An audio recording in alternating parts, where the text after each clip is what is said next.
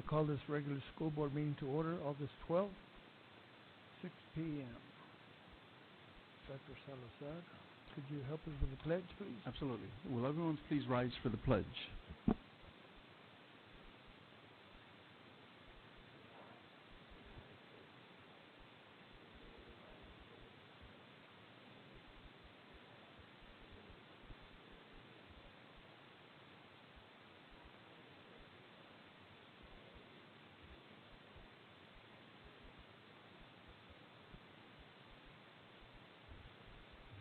Please remain standing for a moment of silence.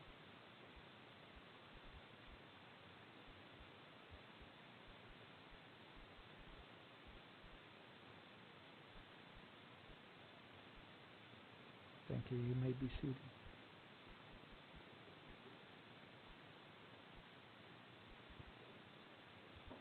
Roll call. Mr. Trevino? Yes, sir. Mr. Leonel Garza? Present. Ms. Sandra Garcia? Present. I am here. Mr. Ruben Trevino, Mr. Martin Castillo. Present. Mr. Ray Farias is not joining us tonight. Mr. Jesus Amaya, he's not joining us tonight. He's running late.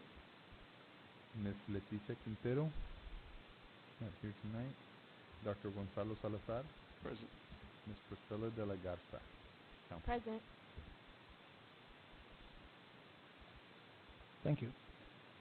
Item 5, district presentation, Dr. Salazar. Mr. Garza, members of the board, this evening we have an item on the agenda in connection with the Chapter 313 application by La Chalupa LLC. And I'd like to introduce first Mr. Eddie Bettis, attorney with Los Gallegos, who brings us some information. We'll also hear this evening from Dan Casey of Moak Casey and Associates. Mr. Bettis, welcome. Thank you so much, Mr. Superintendent, Mr. President, members of the board. Thank you all so much for having me. Again, we're just a few months ago, we visited about a 313 agreement, so it should be fresh on everybody's mind. We have another one from the parent company of Acciona, and we have another project that's coming in. Hopefully, it'll be a good fit for the district. But of course, for your consideration today is going to be an application to consider that 313 agreement. As a refresher, under your board policy, CCGB local. Any action taken today is strictly for the consideration of the application. It is not binding on the district at all. Essentially what this is giving the superintendent to go ahead to reach out to consultants and to the company to get a little more information and to give y'all a clear picture of what the project is going to look like over the next couple of months. And so we have here also a representative for Acciona, Greg Masson, and who I'll invite up in a minute, and then also Mr. Dan Casey, who can speak to some of the financials on the project as well. And of course, if you have any questions, please just let me know.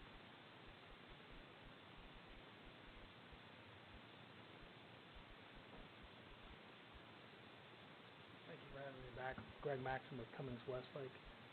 This is, like Eddie said, this is a project by the same parent company. It's same size as the last project, at least in this school district. The other 50 megawatts rolls over into Rio Hondo ISD. It's a 150 megawatt farm here. Construction is supposed to be by the end of this year, but coming online in 2020, December of 2020. So, any questions? Any concerns? Questions from anyone on the board? Mr. Garza, during our committee meeting, we spoke about the proximity of one of the farms as laid out on the map that we had in our backup. Would you mind sharing with us how close one of those windmills comes to? Oh, I'm sorry, one of those wind turbines comes to our elementary school in that area? I'm not sure on that. These are preliminary layouts that they have. And I just have to get more detail on that in order to give you all an answer. But happy to find out. Thank you, sir. Thank you.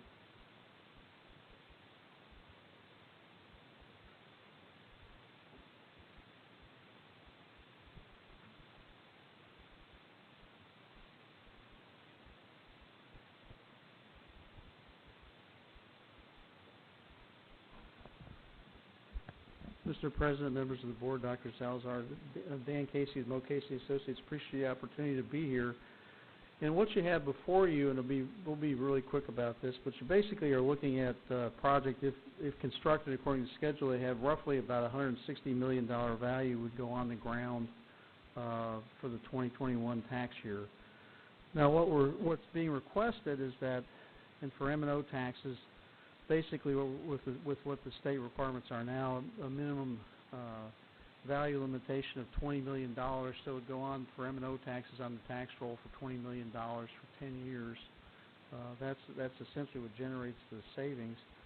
We've shown in here, if you look in column G, and this is based on what we know now, because, I mean, 2021 doesn't seem that far away, but in the school finance world, it seems like eons away right now as far as how this is handled.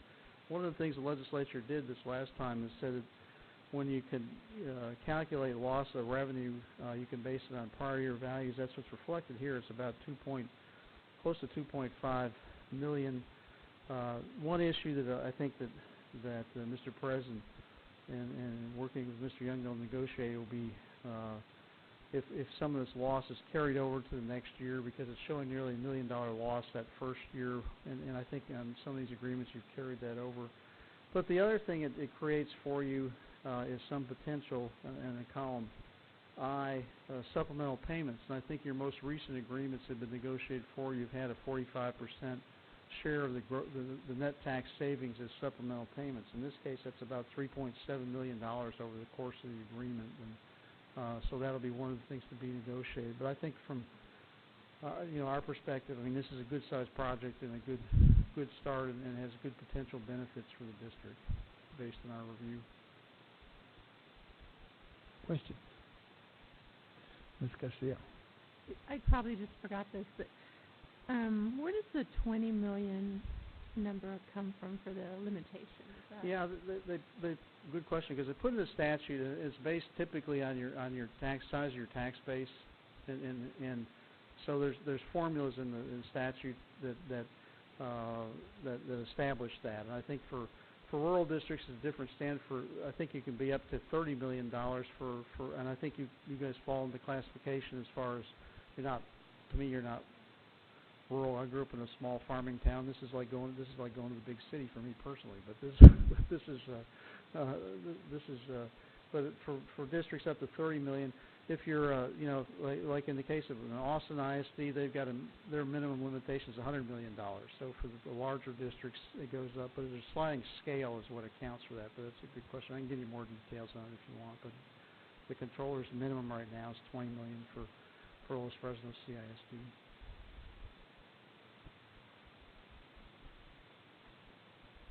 Any other questions?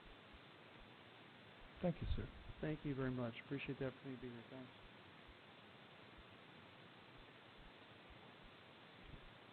Moving on. Item 6, district reports. Dr. Salazar. Mr. Garza, members of the board, this evening we also present to you the financial reports, the monthly reports listed A through E. And at this time we would entertain any questions if anyone has any.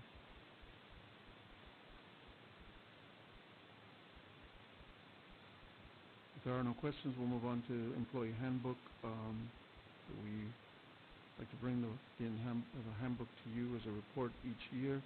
This is the guide that we will present our staff members shortly, beginning tomorrow. Does anyone have any questions about the information included in the handbook? If not, we'll move on to item 3, proposed governmental budgets for fiscal year 2020 and proposed notice of public hearing to discuss budget and tax rate. We've discussed this at length at several budget committee meetings, and more recently this past Thursday. Mr. Young, anything you want to highlight here before we entertain questions? Not really, Dr. Salazar. We did cover it extensively. It hasn't changed significantly at all from the last time we went over it in July. The only significant change to the budget has been actually the change in the raise calculation, and it's based on the last figures we discussed. So it's a graduated increase for teachers, and that would include teachers, librarians, counselors, all of those in that protected status. And then it also includes 3% for administrative staff, which was not part of the mandate, but which we felt like had to be adjusted to keep up with the others. 3% for clerical, paraprofessional, and 5% for manual trades.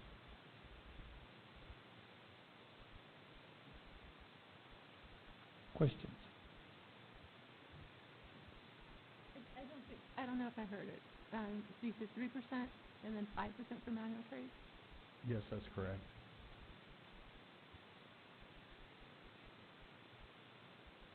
Thank you. Moving on to item 7, public audience. We have we do not have anyone that has signed up, so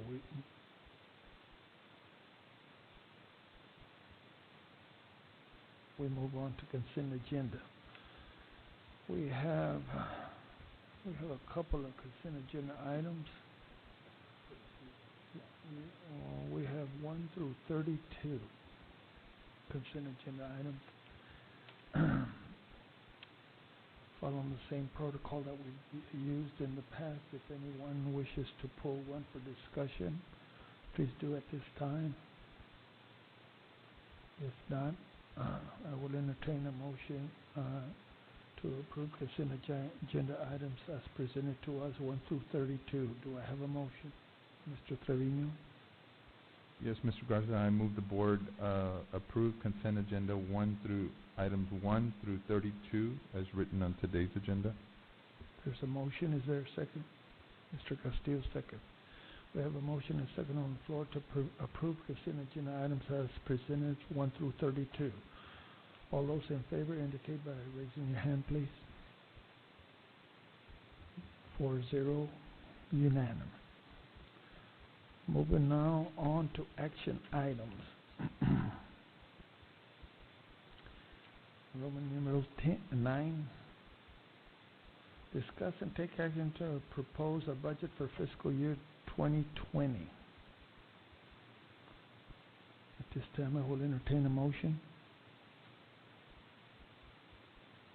Ms. Garcia?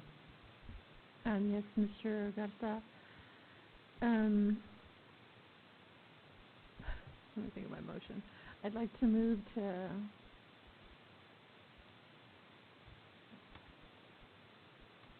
me double check my motion real quick.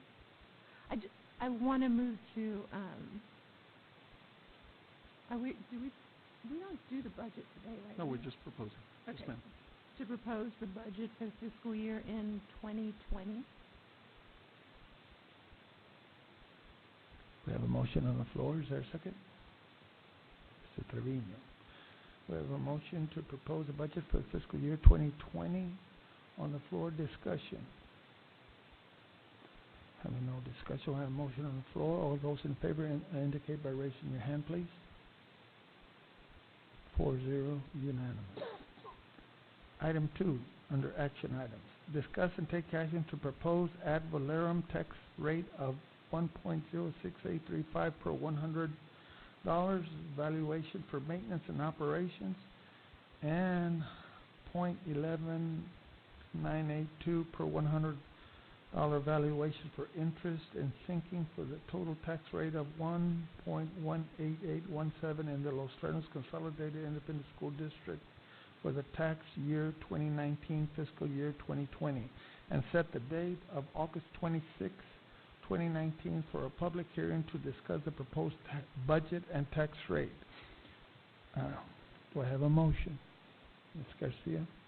Okay, I move that the board propose an ad valorem tax rate of 1.06835 for maintenance and operation, and 0.11982 for the interest and sinking fund, for a total tax rate of 1.18817 in the Los Fresnos Consolidated Independent School District for the tax year 2019, fiscal year 2020, and set the date of August 26, 2019 for a public hearing to discuss the proposed budget and the tax rate.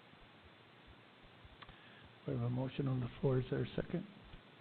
Mr. Trevino. We have a motion to approve tax rate and a second. Discussion. Having no discussion, we have a motion to approve ad valorem tax rate. All those in favor indicate by raising your hand, please. 4-0, it's unanimous. Moving on to item 3. Discuss and take action to consider initial review of the application for appraised value limitation on qualified property submitted pursuant to the Texas Tax Code, Chapter 313 by La Chalupa LLC, and authorize the superintendent to engage consultants for review of said application. Do I have a motion? Mr. Trevino. Yes, Mr. Garza, I move the board authorize consideration of the application for the appraised value limitation on qualified property submitted by La Chalupa LLC, authorize the superintendent to engage Moak, Casey and Associates as financial consultant, and Walsh, Gallegos, Trevino, Russo, and Kyle, no relation, as legal counsel pursuant to district policy CCGB local, and authorize the superintendent and consultants to proceed with action on the application pursuant to district policy CCGB local. We have a motion. Is there a second? Mr. Castillo. We have a motion and a second discussion. Having no discussion, all those in favor indicate by raising your hand, please. 4-0, unanimous. Moving on to item 4, discuss and take action to approve superintendent's personnel recommendations for the following positions for the 2019-2020 school year. A, teachers.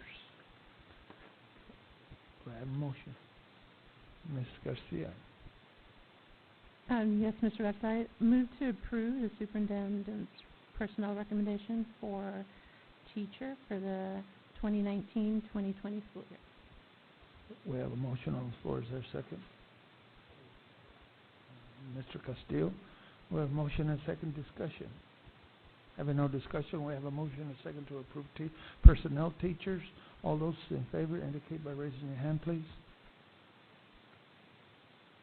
4-0, unanimous. Are there any of these teachers here? Please stand and be recognized.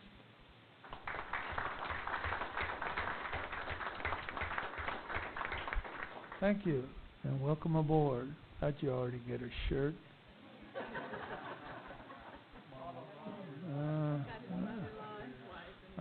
Mama, huh? Nobody heard, okay. Thank you. We'll be down there to congratulate in a second, okay? At this time, we will go into closed session. Do I have to say all of this? Thank you. I'm working overtime here.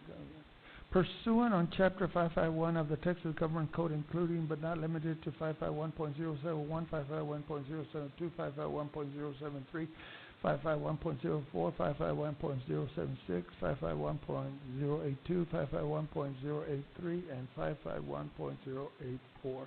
It is now 6:22, I believe. So we're going to go into closed session to discuss attorney consultation regarding legal issues pertaining to policy BED local and HB 2840. I believe that's the only thing we're going in for. Is that correct, Priscilla? I mean, Miss. Yeah. Okay.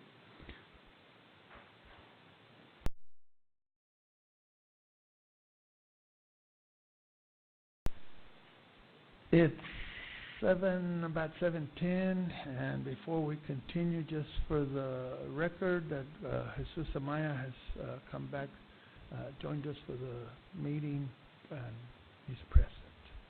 Okay. You were going to say something? Okay.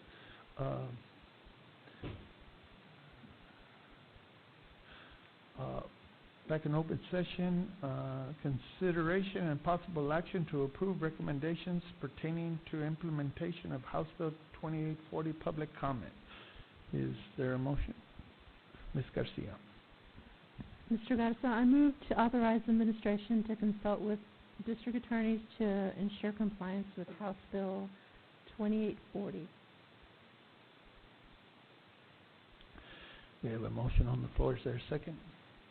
Mr. Trevino? Discussion. Having no discussion, we have a motion and a second. All those in favor indicate by raising your hand, please. 5-0.